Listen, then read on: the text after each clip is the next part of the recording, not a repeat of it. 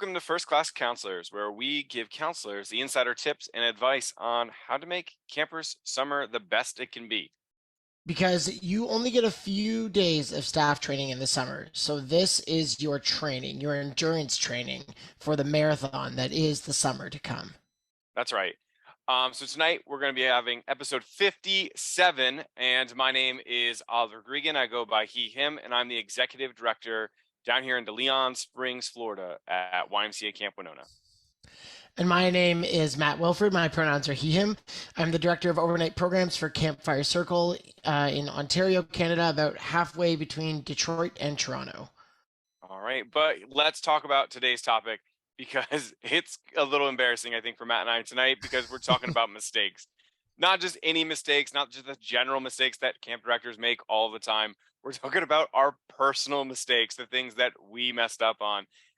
It's part of camp. We talk about it all the time on the show, and owning to your mistakes is an important thing. So we might as well just be role models and, be examples of, what you need to do.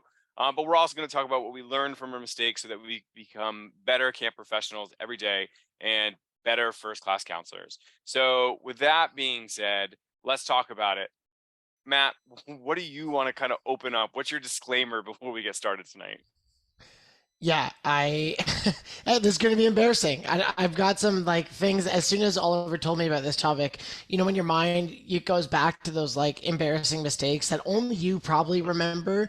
I've got it uncovered a couple for me in my first couple of years of working on staff, and I'm a little older than that now, so I'm okay reliving those in the name of helping our listeners not make the same mistakes that I did. So these are real, folks. We're not just making these up for the sake of the podcast. We'll take you back to 16, 17, 18-year-old Matt and Oliver when we were just figuring out we're taking our first baby steps in the camp world, and we're still here. We're still camp pros, so these weren't so bad that they stopped us from getting where we are.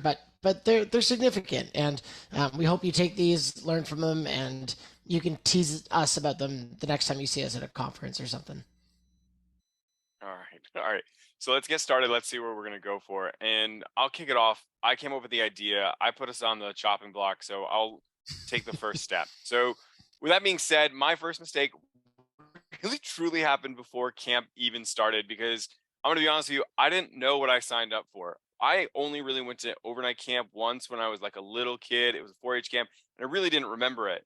And then I was in college. I was looking for a job where I would be working with kids, so that I could be better at it when it came time for me to be a teacher in a classroom. I didn't think camping was going to be my profession right off the bat.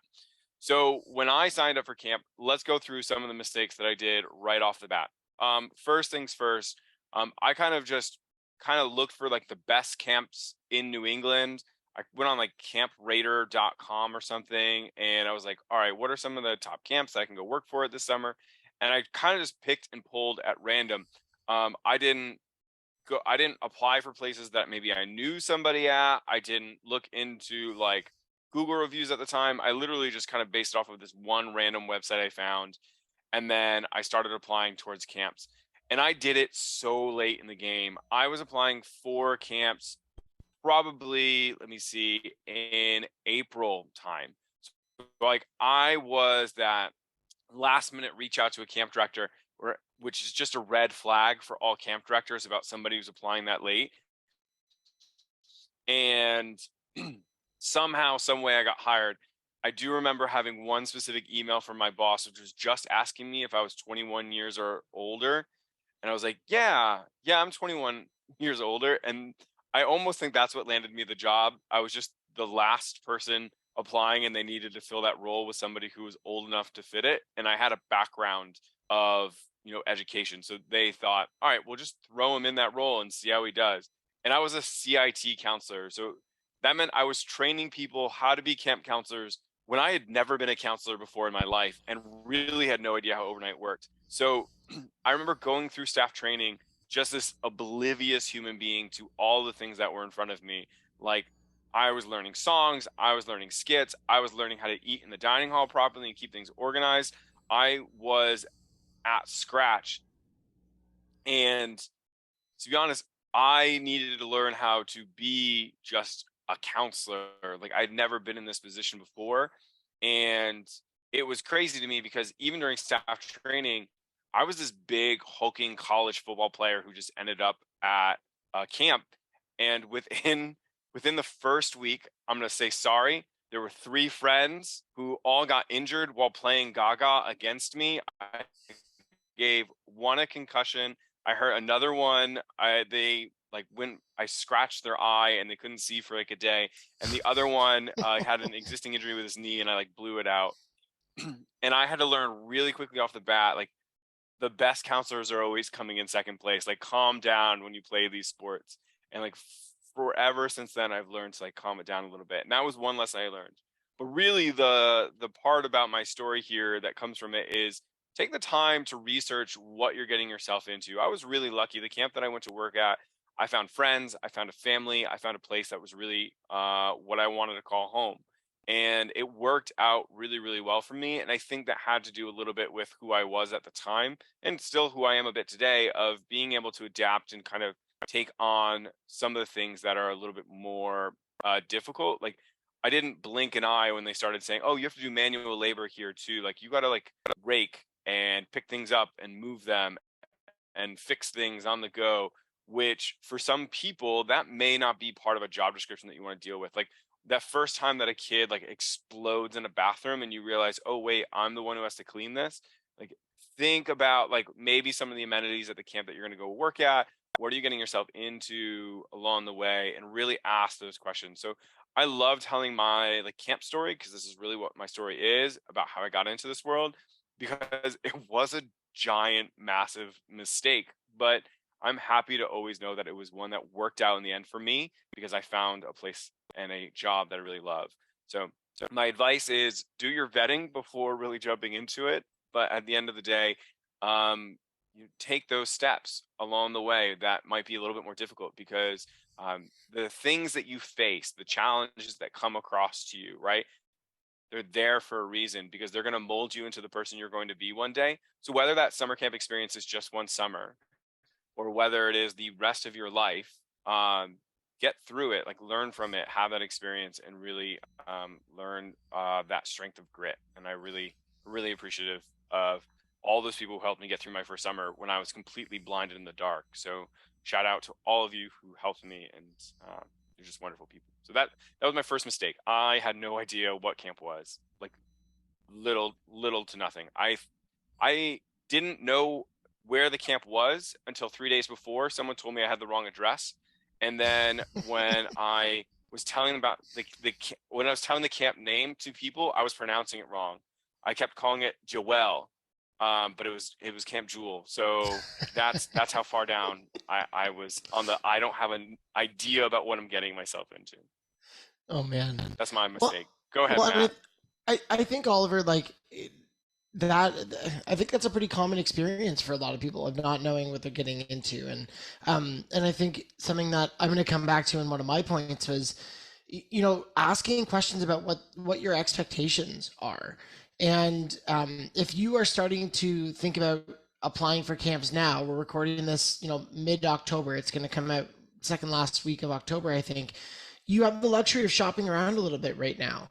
You don't have to lock in your decision for next summer quite yet. Camp directors are going to be looking for you to make your decision quite soon. I can tell you that. But ask what does the day to day look like? What's the job description? Because being a camp counselor, as we know from all of our episodes, is never just like hanging out with kids. There's going to be programming. There's going to be some cleaning. There's going to be like nighttime routines. There's so much that goes into it. So listen to our other podcasts about that, but also just ask questions, and then you can. I think everyone's going to be like Oliver was in his very first time a little bit. You're never going to know 100% of what you're getting into, and you kind of got to be okay with that. But asking questions is never, almost never a bad thing. So, okay. First embarrassing thing number one, and this is a lesson, honestly, that I keep learning, even though I've been in camping now for over almost 15 years. And that was that I think that I really centered myself over my campers and my co's experience. And I'm going to kind of, I've structured my answers here into like the thing that I did wrong, I think why I did it, looking back on it, and then how I would approach it differently, or how you could approach it differently. So when I say that I centered myself over my campers and my co's experience, I knew, like, my camp directors told me that camp was about the kids and that we should be good coworkers. It's not like I wasn't trained to do that. I had great directors that did this training. But I think for me, camp was one of the first times when I was a staff, or even when I was a camper, camp was the place where I was like a popular kid, or I felt like that at least. And that was not my experience in like elementary school, middle school. Like in the non-camp world, I was not that person. But at camp, I was good at doing improv, being in characters, playing guitar, having high energy and running around and playing games. Like I was really good at that stuff. So I think I leaned into it, and I was like on a high, literally of like I'm good at this and I feel popular for one of the first times in my life. So I'm just going to lean into that and go hard. And how that manifested was that like so I remember my co once giving me feedback and was saying like, you're always the one to go and set up the special thing, and I'm the one with the kids helping them get changed because you're always setting up the next program. And I was like, well, don't we want them to have fun? They're like, well, yeah, I also have these ideas though. And and if you do it all, I don't get to do it. And I think that was really eye-opening. And as you develop more and as you take on more leadership at camp, that's always going to be a thing. That remembering that when you step up into leadership, it doesn't mean that you are leading 100% of the time. I would say it doesn't even mean that you're leading the majority of the time. Every year you come back to camp, it becomes less and less about yourself. And what I mean by that is it's your time to start teaching and to delegate those responsibilities, and look at who else needs some help, and how can you serve your campers and your coworkers. And if you really take a time to think and ask about what their wants and what their dreams are about, and think to yourself, how can you make them come true, and how to do it in a way that leads by example and doesn't look for credit. That is so much more. That is even more fulfilling than being in the spotlight. And from the perspective of someone struggled with feeling like I had a place, and then finding it at camp, and then like living that high for a while. I look back on the summers when I learned this lesson with more satisfaction than the ones where I was like leading guitar, like leading the music and drama stuff. Because I have some satisfaction knowing that I helped campers and I helped my coworkers also have a great summer, and that made the whole camp experience better. Um, but like I said right off the start, this is a consistent lesson. Every year you come back to camp, you have to remind yourself that it's not about me. It's less about me, because you can't do every job at camp. And camp directors who are listening, this message goes right to you as well. You can't be the one that always lights the campfire, because if you always light the campfire, then no one else knows how to light a campfire, and you're in serious trouble when it comes to the time when you're too busy or you're doing your actual job, and someone needs to light a fire, and then people they can't have their s'mores, or they have raw s'mores. And don't be the reason that people have raw s'mores. So learn that lesson now. Um, Delegate, get other people to do things, and don't make people eat raw s'mores. Yeah. No, I loved your comment about the more you become a leader, the less leading you do. Just because if I think about it myself now, like as a director, like a huge part of my thought process is, okay, how do I get the person who's going to go and start the fire? How do I get them to be that leader? How do I get them to be like, oh, I'm going to take the initiative to be out there and be the person to start the campfire, get the campfire going, start singing the songs, run the campfire so that everyone knows what's going on, right? Like the that process that starts when you are a counselor, because you're working with those kids and intentionally working with your kids to learn how to become leaders themselves. So it's, how do you get the kids in your cabin to start doing things like cleaning before you ask them, right? Being ready to leave the cabin before you ask them, right? And teaching those like kids in the cabin how to start leading themselves and leading others in the right direction for how to live their lives. And that's such an important thing. So I really love that comment of becoming a great leader is learning how to have others lead, right? And your leading goes down a little bit. So that's a great point. Hey, folks, just a quick heads up that this part of the podcast is going to talk about some things related to mental health, self harm, and thoughts of suicide. And I just wanted to let you know that if you're not comfortable with that and that's something you don't want to listen to or see, you can jump forward to about 28 minutes and 15 seconds, and we should be past it. Okay? Thanks. All right, let's talk about mistakes, though. Can't just make ourselves sound amazing after a mistake, because we did mess up.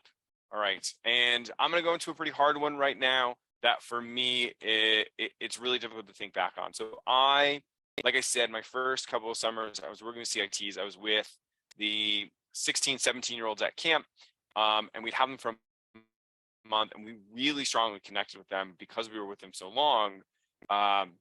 But by the time they get to that age, when they're in 16, 17, they start going through some very difficult situations in life, or have been through difficult situations. And I just remember as a counselor coming across things that were serious issues. So this might have been somebody who, had committed suicide or had attempted to commit suicide, right? Or they had thoughts about that. They had committed self-harm. They had an eating disorder, suffered from some severe body dysmorphia.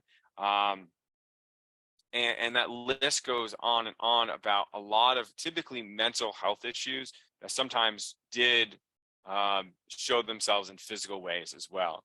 And when I was a counselor, I don't even remember having conversations about how to prepare for these types of conversations, say during staff training, right? And I was really lucky. I had this background in education at school. I was really adamant about working with kids, so I had some experience going into things, but never in my learning career had somebody sat down with me and been like, hey, we're going to talk about how to deal with kids who might be contemplating suicide, or we're going to sit down and we're going to talk about what that conversation looks like when you're talking to somebody who has an eating disorder, right? We had maybe talked about the existence of these things, but how to help somebody was not in the jurisdiction of anything I had learned in college up to that point. And it was not in the jurisdiction of the 1 to 2 weeks of staff training that I had received going into the summer.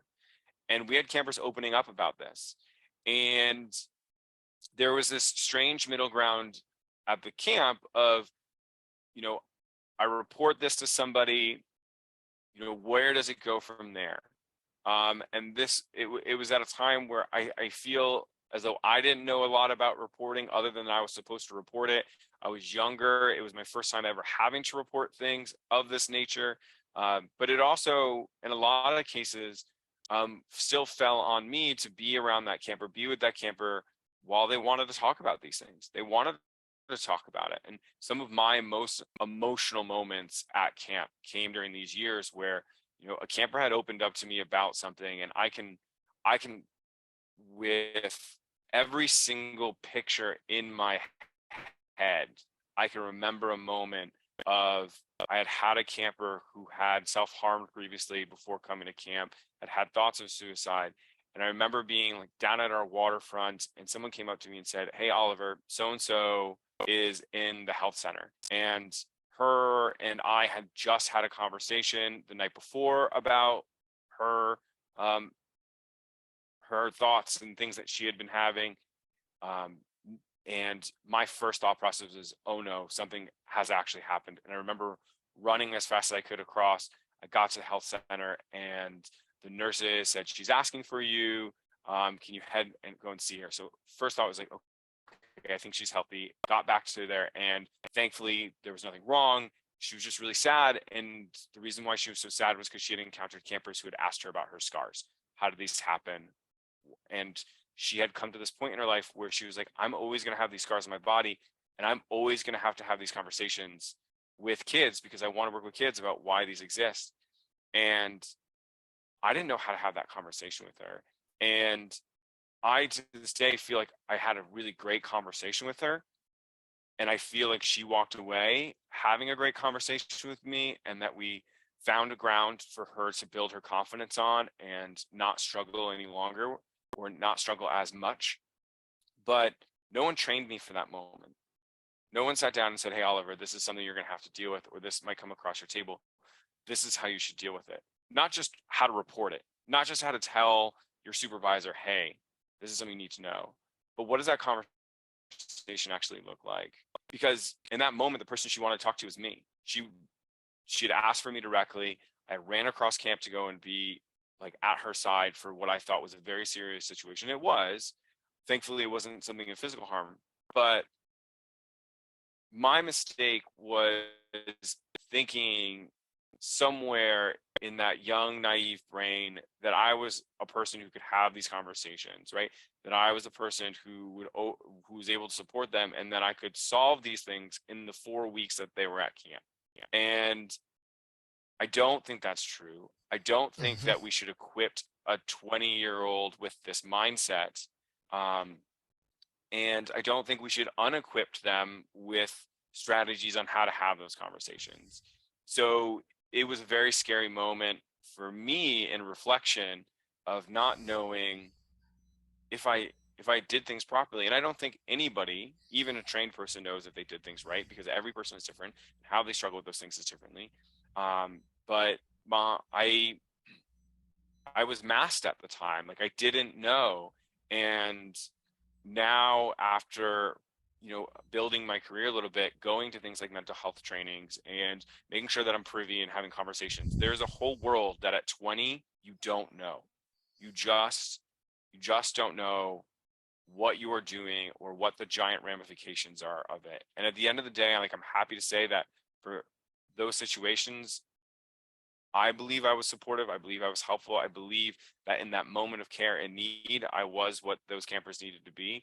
But I think the mistake for me was thinking that I needed to be that person, but also that situation was ever had to be placed on me in the first place. And as a director, I take a very serious stand on mental health.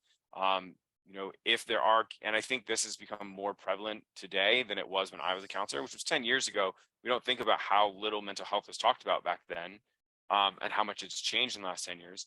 But you know, if there is a camper who admits to having suicidal thoughts or something like that, I fully say to my staff, we're not equipped for that. We're not we're not the staff who are going to make this child's life solved, right? We're not going to eliminate those thoughts from them. We're not trained to do so. We're not psychologists. We're not trained um, for this. We need to call someone. We need to get a hold of people who can actually do this. And we typically take the policy that camper is going to be going home, right? That they're going to go to someone, or even here in Florida, we have something called the Baker Act, which is you're required to do so. You call the police and they come and they ask the questions. They are the ones who make the determination of whether or not that person needs to be taken in and supervised for a period of time, which ultimately I'm hoping it's a good thing. And I actually had a situation here in Florida in my first summer where we had to do this. And I had a mom who emailed us and said, thank you for saving my son's life, because at the end of the day he got the help that he needed. And I think now, as a camp director, I've seen that, and I can really evaluate what my life was like 10 years ago handling mental health. And I hope that all of you listening as counselors who might have a camper who comes up to you to talk about their eating disorder, or talk about their self-harm, or talk about their depression or anxiety, that it's more than just reporting. It's more than just being that person. It's more than just being the person who's there to be their supportive. There has to be something that is going to help that person from a trained perspective as well. And that sometimes even camp is not the spot that's going to do that as well. That it might be somewhere else that needs to give the help. So that's my really deep one for this podcast. And sorry that it's not as light and joyful as normal things we podcast about, but I think it's a really serious thing and a mistake that I felt like I was put into as far as situations go. Hmm. I think it's fair, and I appreciate you saying, Oliver, that like we're not, as a counselor, you are most often, I wouldn't say all the time, but you're most often not a mental health professional, right? And you don't have the equipment to get this person the help that they need, and I think sometimes we as directors, like, we build up camp staff members, and we should, because you are an amazing person. You're going to help these kids find their place. There's so many things that you're going to do. And you're a superhero in so many ways, but not in this way. And at the end of the day, we want a person who's experiencing some pretty heavy mental health stuff to get the help that they need. And sometimes that help isn't at camp, and it's not on you. And at the same time, I think that it's really important that I think everyone in the world should do a couple of things to bolster their mental health first aid equipment. Just like, you carry a first aid kit in your car, just like every once in a while you should brush up on your emergency exits, or you check your fire extinguishers or your smoke detector batteries. There's so many things we do about our like physical safety and surroundings. Or you're walking on the street and you notice that something's like tipped over on the sidewalk, or if you saw an electrical wire hanging from like the power grid on the road, you would call somebody, right? And I think that sometimes with mental health, we don't do the same things. And the very easy first step, which we'll put some links in the show notes, is to get yourself some mental health first aid training. It's not super expensive, and it's a great starter to basically, like when you get your emergency first aid, whatever you call it in the States, it's like you're basically just doing the stuff to stop like the bleeding until the paramedics can get there. Like you're just there to manage the situation until someone who is trained to do that is able to provide that. And you are not going to do more harm because of the first aid training, right? Like we know that if someone's bleeding, you put bandages on and you keep layering them rather than taking off and doing new ones, because that would cause more harm. In the mental health, there's some things you should say, and there's some things that you definitely shouldn't say to someone who's experiencing a mental health crisis. And the best way is not to just watch a YouTube video; it's to get some professional training on this, where the trainer's gonna like put you through a course, and you're gonna have to practice, and you should practice those skills, because I think it's fair to say that it's not if but when, that as a camp staff member, if you stay in camping, it might not happen in your first year, but you're going to be thrust into one of those conversations. And that's because kids trust us, right? It's because we built those connections that they feel like they're in a safe enough place that they can share some of these pretty heavy stuff with us. So even though, yes, I wish that no kid ever had to go through this, or none of our staff ever had to go through this, but it's a really big act of trust, that they share these things with you. And the best thing that we can do with that trust is be able to back it up with some good training, because yeah, I really think it's just going to happen, and we want to um, be prepared for that. Okay. Yeah, it's a difficult thing to talk about for sure. Yeah, for sure. But I'm glad we did. I'm glad we did. Okay, I'm gonna pull a left turn here, on this one. Not to take any gravity away from it, but we probably talked about this in a past episode. We did a whole one on camp relationships, and the good, the bad, and the ugly of being in a camp relationship. And I definitely fell onto the latter category of that when I was a 16, 17-year-old staff member. Because in Canada, we hire a little bit younger normally than the States. So I was 17 years old.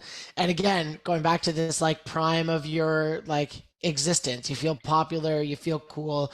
And with that comes potential relationships. And man, oh man, did I ever care a whole lot about this particular person that I was interested in, when I was a counselor. And we started dating before the summer that we both worked on staff for the first year.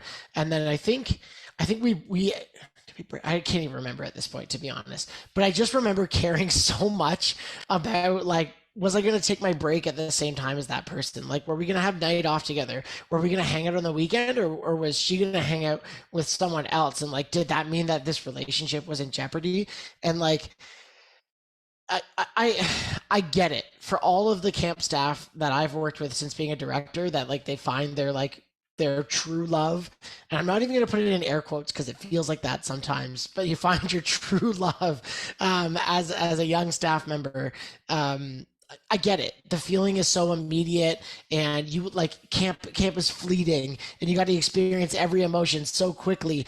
And in a way, it is. Camp is short. You might be moving away from this person that you either think you love or truly love. No judgment here. I say this as a person who married the person I started, not the 16, 17-year-old person I started dating a little bit later when I was a little wiser, I think. Um, but that is to say, I get it. And unless you have the ability to see the broader picture, and maybe these podcasts we're doing will help you see the broader picture, there is so much potential drama and stuff that's going to interfere with you being a great camp staff member that can come from camp relationships. And it's not that they're bad, and I as a director, I don't ban them, but I definitely have a conversation with staff members, even if I think that they're dating. Like, I don't care where a staff member is at with their relationship and everyone else, because I don't want to be a relationship counselor. No camp director should be. Again, they're not equipped for that. But also, um, I wish that my directors had sat me down with my the significant other at the time and said, okay, I see you two really care about each other, and that's really great. And I just want to re-clarify what the expectations of the job are, and present the reality of, like, you're not going to get breaks together every time. You're not going to get nights out together every time. They're going to be doing their own thing to support their campers, and we need to be camper centric. We need to think about the campers first. Um, and I think that if my director, maybe they did, and maybe 17-year-old me just didn't listen. It could be a very, very true thing, but I think that I would have been able to take a step back and put my relationship into perspective and realize that, like, if the relationship was strong enough that this was really going to be something fantastic, even if it was going to be a little bit long distance when we finish camp, we could make it work. The relationship would be there. But the summer camp experience for these kids at my camp, the sessions were only 1 week long. And we serve kids from all across the socioeconomic spectrum. And for some of these kids whose families could only afford to send them for 1 week, and this was the thing that they were looking forward to all year. And like, I was that kid too. So it's even more bewildering that I didn't make this connection on my own. We want to make that 1 week really special for them. And when we take our eye off the ball, again, we're not serving those kids the best that we can.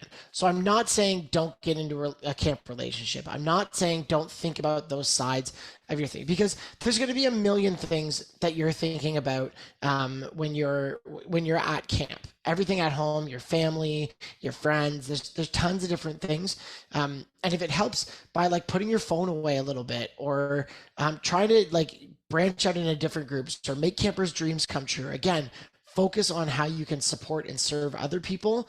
um, it makes those desires of, like, needing to experience every single moment with that one person a little bit less. I'm not saying it's going to go away, but a little bit less.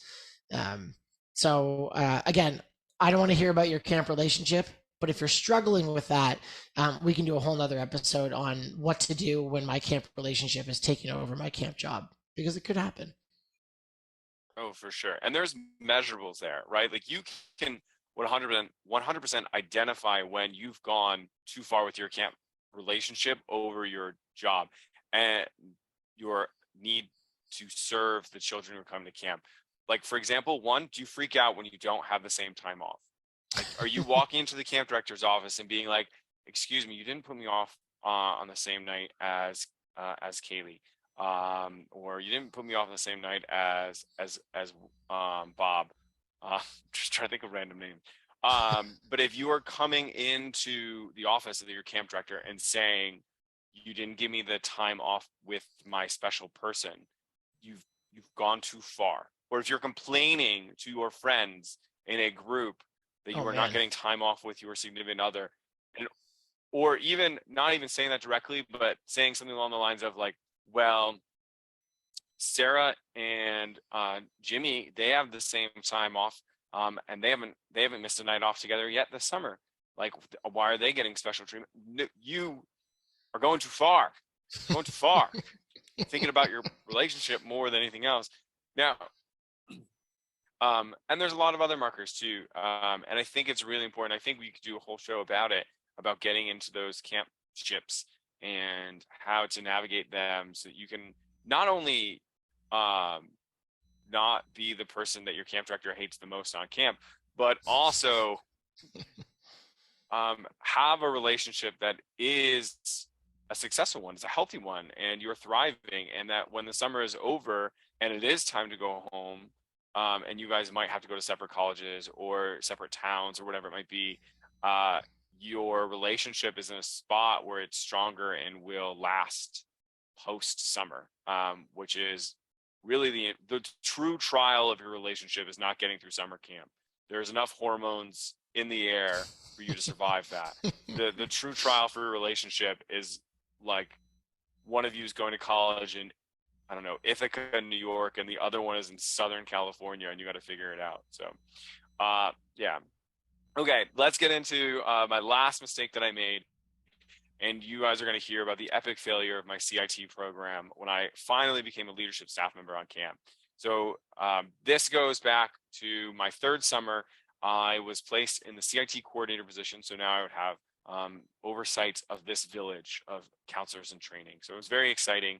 I'd been working up to this position forever, and I had a whole winter to prep for it going into it, because I was like, all right, cool. I know I'm going to be in this role this year. What can I do to make sure that this is the best CIT program there ever was? And I had 2 years of me thinking about it. I had a whole winter pre-camp where I was working at camp where all I needed to do was think about CIT program, right? Like I would run my survival clinic with kids who were coming as a school group, and then I would leave them and I would get straight onto the laptop and be like, all right, staff training, CITs, what does this look like? And I planned a staff training that would work for me, for who I am as a person, but I did not plan a staff training for my CITs that would work for them. And that is really where I made a mistake. I thought about what I'm capable of. I thought about what my demeanor is during staff training. I thought about all these things, and I was trying to enforce them onto somebody else, right? Like I don't take breaks. I'm not a breaky type of person. Even when I'm on a break, we're talking about camp. We're talking about something camp related, right? We're planning for the future. We're thinking about things we want to fix. What's the next job we're going to handle? We are brainstorming for something else. It doesn't stop. It's a problem somebody should teach me. I'm getting better. But I still do a podcast with my friend from Canada about camping in my spare time. So, you only get so good at it.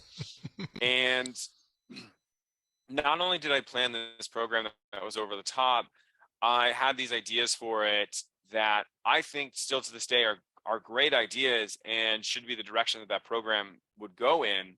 But I tried to make them all happen at once. I was like, cool, we're going to take this program and we're going to go from, 5 miles an hour to 100 miles an hour. And we're going to do it from summer A to summer B. Like there was no pause.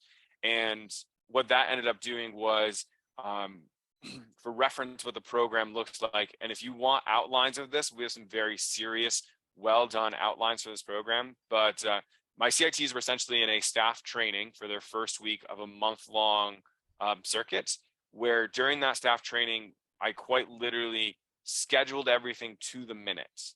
And in some cases, almost to the second, of just how I had certain trainings and how I wanted them to work. I had prepped how I was going to lead certain trainings. Like I like standing up there, talking for the kids, what the training looks like practiced in front of a mirror. From like every little detail, I had that time. My counselors who came in for 2 weeks of staff training did not have the time to do these things. So they were not ready to implement this program that I had a whole winter to prep for and was in my head and was my thought process. And then the accumulation of this week was our CITs who had never really had the CIT program had never really had an overnight program before. It was very easy. Like, we're going to go out, we're going to stay in sheds, we're going to cook some s'mores over the campfire, do campfire dinners. That was the traditional. But the years leading up to that, their LIT year, so their leaders in training year, their senior trips, they had done more significant overnights. And I always wanted that to be progressional. So I wanted them to have a more challenging overnight in CITs. So my idea was at the end of the staff training, they were going to do this intentionally difficult overnight where they were split into their 3 groups, right? There was a big deal in our tradition is you get your groups. So they get split into 3 groups. They got 3 separate campsites that they found on the backside of this puzzle. But here's the deal. They did not get to just get a tent. They didn't get tarps like they had in previous years. They were going to be building essentially shelters of their own out in the woods that they were going to sleep in. And for me, the survival guy who loves living in the woods and would camp in that shelter and has done it and loved it, that is not the forte for a 16-year-old girl who maybe has grown up in the city her whole life. This was not the forte for, the guy who probably should not have had a sharp object in his hands to try and build a shelter, and like caught my CITs at one point, like throwing a hatchet into trees that they were supposed to be using to build their shelter, right? It was not fully thought. It was very fully thought out, but it did not anticipate for the human element of it, and especially the 16-year-old teenager element of all of this. So, in the end, I think that program would have been really successful. It had a lot of thought process behind it. There was games and things that the kids really enjoyed, but the idea of them sleeping like in a shelter, it was just something that was not ready for that progression yet. And maybe one day it would get built into that, but that would take years of effort to get kids comfortable with that idea. And it wasn't. I tried to fast forward it really quickly. The other thing that comes from it is, I do walk away from it and saying, hey, there was some success into this program because it was very challenging and my campers did get a lot out of it. And, I've talked to those CITs who graduated and they became staff, and, I left for a little bit, and I remember coming back like 2-3 summers later, and we have this big board of the staff, and it has all their headshots on it. And I remember going up and I was counting all the kids that had been my CITs that year, and they made up the majority of the staff. And I was like, oh wow, like I thought I weeded them all out and like destroyed that class of CITs, and people gave me a lot of flack for it and all this kind of stuff.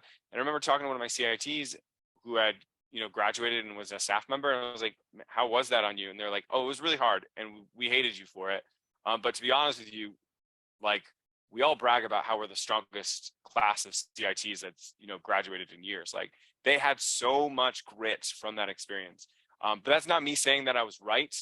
It's me saying that I put people through something extremely challenging, maybe too challenging. It definitely weeded out people who it wasn't built for, and I should have thought about that. I should have thought about the human element. I should have thought about finding a status quo and slowing down development in these things. So I was just so excited about this first time getting to be in charge of something that I had so many dreams and aspirations for, that I didn't take a step back and say, oh man, this isn't meant for 16-year-olds at this point. So my advice from my mistake is, when you get that chance, when you are put in charge of something where you really get to mold that clay, understand that you don't need to do it all at once. It doesn't need to happen in the summer. And I think as a director now, I realize that, where I can now invest, into what the future years of camp are going to be. But as like a summer camp staff member, who, is thinking about this summer, and I'm young and I'm trying to move as fast as I can, I didn't think about, hey, what if I just did the games? What if I just did the survival weekend and didn't put them in a shelter? It probably would have been phenomenal. I regret not slowing down a little bit and making that weekend more palatable to everybody. I think that's really profound for sure, Oliver. And I think right off the start, you said something that really stuck with me about that you design the program with yourself in mind, and that I think is something that's our experience. Of course, we would do that. Of course, as a first time leader, you're going to do the things that work well for you. And if you haven't had the chance to work with lots of people or taken training in like differentiated learning or education or that kind of stuff, you're just going to go with your instinct. So it's totally natural to do that. And when you talked about the experience setting up like the wilderness survival thing, I've been a part of it. I've seen other people try to do it, and again, it's something I agree. I think I would really like it, and I would have fun with it, and sure, I would build some grit from it. And I always try to talk to staff about like, is it like, are we being as inclusive as we can? And like, if we don't differentiate the experience, are we like weeding out, you called it, or I could call it like scaring off or like excluding in another way to say it, somebody who is going to be an amazing camp counselor for a certain set of kids? Because there's also kids that are really that they might not be super sporty or into nature or into getting dirty or those kinds of things that you're like training as part of the culture with an experience like that. And it's thinking about, yes, that experience will certainly benefit, and even in the long term will build some grit and resilience off of staff, or out of CITs and people. But is it necessary to have that experience in order for them to get to that level of resilience, that you couldn't get everyone in their own way? This could go really deep into a long conversation, but just thinking about the program from everyone's perspective and remembering that everyone has potential to be someone awesome for a kid, for that specific kid that's just like them. So thank you, Oliver. That was great. Okay, my last one is these are two situations, one that I got called out on and one that nobody saw. But the overall theme was that as a first year counselor, as I was an LIT actually for this first one. Oh, these are so bad. I totally like just used my authority to promote the behavior that I wanted to see from kids instead of, doing it the proper way, which is not being unkind and promoting positive behavior through positive interactions. And I'll just tell you what I did. Jeez.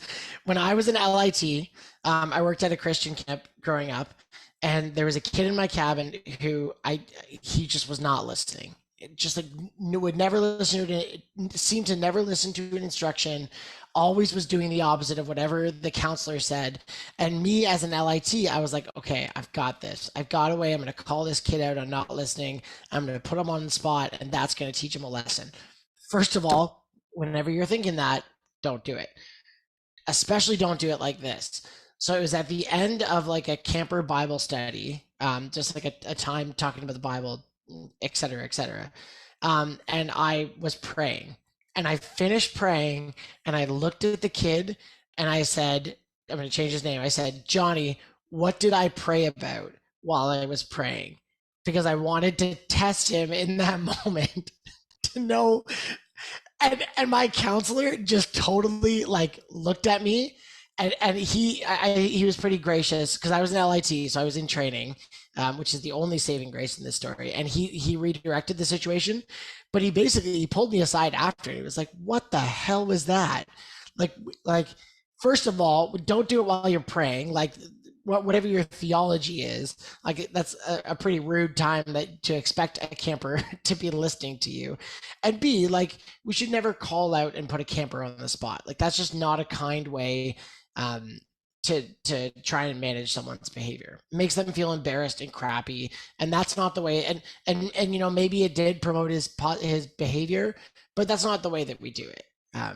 It's just not kind. It's using our power in not good ways. And then the second one was, I think, was a little bit more what other people might have done, but still embarrassing when I think about it. And no one else, except my co-counselor. I don't even know if my co was there for that instance, but it was like the first day of camp. I was a first year counselor. I had a group of like intermediate boys. So these were like 12, 13-year-old boys, and they were like rowdy, right off the gate. We were in the cabin trying to do like our expectations of the week, making sure that we're gonna have a good week, all these things that you should do. And they were just chatting. They were chatting. And in my head, I was like, I need to set the tone right now. And I mustered up every decibel in my stomach and I yelled, boys. And I like they stopped and they like stared at me like and in the moment I was like, yes, I did it. I got it. And looking back on it, I scared those kids. And like how crappy of a feeling would it be for this stranger to yell at you when you're just talking. You're not talking to um you're not talking because you don't like me or you're not talking to spite me just because you're being a 13-year-old boy. And like I couldn't remember that I was that kid. I couldn't remember that it wasn't about me in that moment. And I just wanted to get to the positive behavior as quick as possible. And I think in both these cases, I wanted other people to see or to not see that the kids were just leading the cat, like going nuts and that it would look poorly on me as a counselor. Or I wanted the kid to listen because I thought that what I had to say was important. And I just wanted their behavior to improve without thinking about the why behind it. Why do I want their behavior to improve? What kind of relationship do I want with this cabin going forward? Do I want them to listen to me out of fear? No, I want them to make the choice to do things positively. And like you said earlier in the podcast, Oliver, like I don't want to have to constantly tell them to like clean up to do that. I want them to realize that that's what we do to live at camp in a positive community, and I can encourage them to do that. So we've talked about techniques like this on the podcast, and I think we could do a whole nother episode about like how to get kids to listen. Um, because you can't make kids listen, they have to choose to listen is the long and the short of it. And techniques like front loading expectations, giving time warnings before transitions are going to happen, being clear about your expectations right off the start. If you need it to have a serious conversation with a kid, being quiet and getting up and talking to them and making sure you're setting the tone correctly. There's so many of these techniques that I could have used. And I mean, like, if my camp director or the head counselor was in the cabin when I had yelled, I expect that I would have gotten hauled into the office and very quickly corrected and said that that's not the way it goes because I would have certainly have that conversation now as a camp director. Um, and I don't blame my past self and I don't blame counselors because we all have different ways of coping with situations. We learn from our home lives about how to deal with conflict and how to use our authority, but it's definitely a learning moment that when like a situation feels like it's getting out of hand and I need to raise my voice, that's often not the right answer. Um, because going back, I think I would look differently about like the authority that I had as a you know as a older person in that cabin, and I'd treat that a little bit more gracefully. Yeah, I think it's really easy to like we look back on it and we think about that time that we yelled in order to, make it a little easier for us to get our campers' attention, right? Like I can think about times that, I got 16-year-old boys who are, screaming on the top of their lungs in the cabin, just having a grand old time, and we need to get them, settled down. And how else as a 20-year-old who hasn't been equipped fully or trained fully or just hasn't had the experience yet, how else do you know how to get everyone's attention? And part of that is, think about it to yourself about have how do I create an environment where the proper behavior is what is expected, right? How do Mhm. I make sure that my demeanor about who I am lets my campers know that I don't yell, I shouldn't need to yell, my authority comes from our mutual respect with each other. And that I'm the person who is supposed to keep order. So when I ask for order, that's how I'm facilitating it, and I don't need to scream at the Mhm. top of my lungs. And you are right. We have episodes that are about behavior management with kids and stuff like that. That feeling of scaring kids, and when you realize that the way that you were able to get control was through scaring kids. it almost makes you feel, I almost feel less powerful from it, Hmm. because now I know that Hmm. I am limited in my resources and I lost my control. Yeah.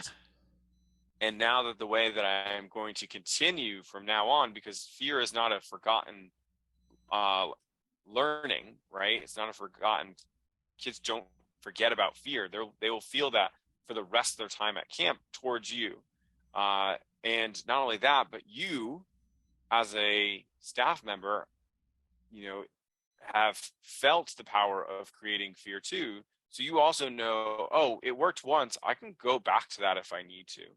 And then all of a sudden, you could walk around camp, and not only are you doing the thing that you're not supposed to do, but you're role modeling it for other staff members. And then all of a sudden, you have a camp that potentially could be looking at yelling as its solution to getting Hmm. campers that are out of control back into control. Um, Right. and I connect with you on that, because I've lost my cool before. There's there's no doubt that you just get to a point of frustration. You don't know how to do. You forget about your equipment. You forget about your tools. You're still young. You're inexperienced. So yeah, I'm. Um, it's a really important one for you as a counselor, for those listening, to understand, like, that yelling, it creates an imbalance for you that you really really need to try to avoid and work around. Hmm. All right. Well, that is all of our mistakes that we've made. Of course, we didn't make any others ever in our entire camp career. Once we actually became directors, we got a little certificate that just said "You're perfect," and Yep. now we hang it on our walls, where you can see it at all times. So whenever someone comes into your office, I just get to point at your, I get to point at my "You're perfect" um, plaque that they give us as camp directors. That's right. Mhm. All right. No, we're not perfect. It won't ever be that way. But we do have ways to become more perfect every single day, even though we'll never get there. We'll just keep reaching for it. And one of those ways is through our E.G.E.L. So E.G.E.L. It's ever growing, ever learning. It's a trick, a tip, or a game or a song for counselors to use to be better every day. And because of the time that this podcast is coming out, I'm going to give you some super good advice. You'll be just about Halloween time. We're going to go into the holiday season too. This is the best time to go to Goodwill, people. If you want costumes for summer, if you want little tools and tricks, or even if you want to walk around Goodwill and or Salvation Army or a thrift shop, these are the times where you're going to find those things and you can be like, man, I can use this during summer. I can use this costume for Harry Potter theme week. I can use these cool frisbees that somebody dropped off here for my cabin as an activity, right? And they are super cheap. And in fact, if you are part of a nonprofit organization, um, and you've gotten permission from your camp director, don't just use that as some type of an advantage. You can usually go up to them in front of up at Goodwill and say something along the lines of like, "Hey, look, my name is so and so. I'm trying to represent my overnight camp, my summer camp, and we're looking to get some costumes and things donated to my camp. Would you be willing to put forth a donation?" They are going to ask you for maybe like a letterhead, some type of cover letter or something like that that says, "Yeah, we're willing to do that." But usually some Goodwills are really good about it, and they'll let you like put stuff off to the side, and then you can have your director send over the cover letter to you, so you can pick up that stuff. I know, like, if one of my staff members was to ask me, I probably have one like pre-saved on my phone. I can type it up real quick and send it in to get that stuff. But it's not just for the donations for camp; it will help you as well get those things, because I have two pairs of eyes. I can't be in every Goodwill across the state of Florida like my staff could be. Um, so that's a great thing to do. And Halloween and Christmas, this holiday season, are the best times to do it, because there's leftover Halloween costumes, all the Christmas presents that people bring back that they may not be wanting to keep. It's the best times to find the best stuff around those areas. Not only that, but Goodwill is usually trying to get rid of some of the things that they want to have to keep in storage for the entire year. So they might be more gracious with their donations to nonprofits during those times as well. So it's a great little trick and tip for you guys. Mhm. For sure. And you can also, if you or your family wants to donate some stuff to camp too, I'm not sure what the rules in the States are, Oliver, but I know in Canada you can do what's called an in-kind donation. And Yeah, same thing. so you could donate you could get a bunch of costumes for cheap. and donate them to camp and get like a tax deduction. And you just show how much the value of the thing was, and a camp will usually be able to donate, provide a tax receipt. Not always, but it's a time where you can do some giving back to camp as well. My E.G.E.L today is a program that you can run, and I saw this at camp during one of our programs during the summer. Our camp does a at the end of the night during family camp, they do they do kids lounge, which is for 10 ages 10 to 13, teens lounge, which is 13 to 15, or 13 to 16, and then caregivers or adults lounge. And one of the programs that works well with the kids lounge and the teens lounge, because this happens at night after campfire, is glow in the dark bowling. And it's very simple. There's actually a lot of ways you can do it. I'll post a link in the show notes to, like, there's a couple. I mean, you could just Google DIY glow in the dark bowling. But they really went all out with it. So they hosted it in the activity hall, which is any kind of like rec hall would do, indoor space. And they put benches down on their sides to make little bowling alleys. So they had 3 alleys covering the width of the activity hall. No gutters. It was like bumpers in that sense. And then they took old, it was like orange juice jugs, or you could use milk jugs or whatever you want, and filled them with glow sticks. You can get like 1,000 glow sticks on Amazon for really cheap. Not the most reusable thing, sustainable. So you could also use glow in the dark spray paint. That also will work. You leave it out in the sun for a few hours, it'll get its glow on, and you can reuse them. Anyway, and then they find a ball. I think they filled it with glow sticks, or again neon paint. But then also they really went to the. If you've ever been glow in the dark bowling before, you know that there's so much more. There's like music that's bumping. There's black lights, so we had some lights that you could set on the purple setting, which made it look like black lights. We played like old school music videos on the projector screen as it was going, and we had like staff set up the pins. There was like a little snack bar that they could go get snacks from, and it was a really neat like hour and a half long program where the kids just got to like step into this world. Like the activity hall during campfire, the activity hall went from an activity hall to a bowling alley. And I think that's like the sign. We talked about this in our very first episode about planning perfect programs. Is like the goal of a really good program is to make the kid feel like they've stepped into a new world. And our staff certainly did that with glow in the dark bowling. It was a great program, and we do it often because it's so great. It's such an easy investment for a camp, for a director who might be listening, to go out and look for black lights that you can just replace your light bulbs with. And then all of a sudden that whole room just becomes black light for you. And all it is switching some light bulbs. And I think black lights, depending on the type of bulb that you might be getting, like it might be a little bit different in cost, but even if you're going to spend $200-$300 on black lights, which may sound like a significant amount, if you're plugging them in for the evening and then taking them out and just storing them away, you have an instant evening program almost all the time. But not only that, but you have those black lights for more than just glow in the dark bowling, but you can have like the rave dance. You can have them for your Halloween festival. I know I have one coming up. We're buying black lights for that. So black lights is a good little tag on there for Matt's E.G.E.L. Nice. Yeah, but if you did enjoy today's show, we'd be so grateful if you left us a review wherever you're listening to our wonderful podcast. Your ratings not only tell us what you like or don't like about the show, but it also helps boost our rankings and make sure other people can be introduced to the wonderful world of being a first-class counselor. So please go out there and give us a ranking, share some reviews, give us some comments. And we left a bunch of good things in the show notes for this episode, so please go check those out. You can find them at gocamp.pro/FCC. There's a lot of great stuff out there from our shows, and the other Go Camp Pro podcasts are out there. And I'll give a quick shout out also to 5 Minute Friday.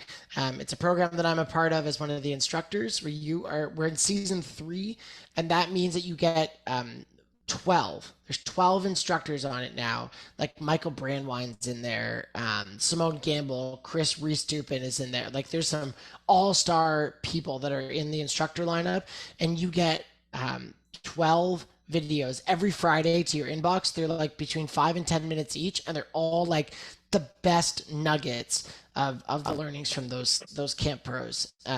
And this season, we've also turned it into a private podcast as well. So if you don't have time to watch videos, you sign up for the program and you'll get a special link to the podcast feed that works in all of your podcast players. You can listen to the 5 Minute Friday videos. You can listen to them on the go. So definitely check out 5 Minute Fridays, gocamp.pro/5mf. Yeah, it's really impressive. You have the entire camp mind hive, and they're just spitting out information to you. Don't miss out on an opportunity like that. But with that being said, thanks for listening, friends. And remember, camp is camp, and camp's all good.